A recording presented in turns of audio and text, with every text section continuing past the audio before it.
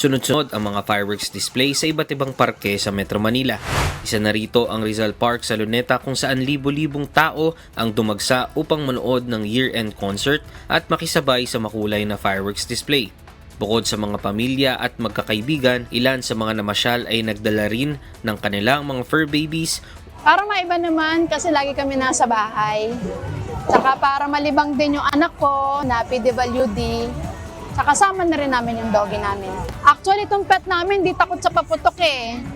Nakikitaan namin siya na matapang siya. Hindi siya takot, hindi siya nagugulat, hindi siya tumatakbo.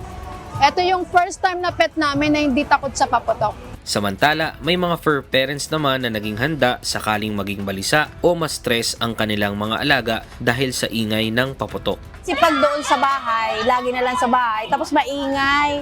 Para yung aso din namin, magala din namin. Kasi nininervyos yan siya pag nakakarinig ng paputok.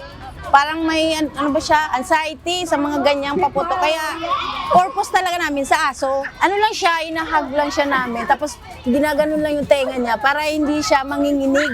Kasi pag nakakarinig talaga kahit kunting putok, grabe na yung yung panginginig ng katawan niya. Bilang paalala sa publiko, mas ligtas pa rin ang pakikilahok sa mga pampublikong fireworks display kaysa sa pagpapaputok ng paputok sa sariling mga bahay.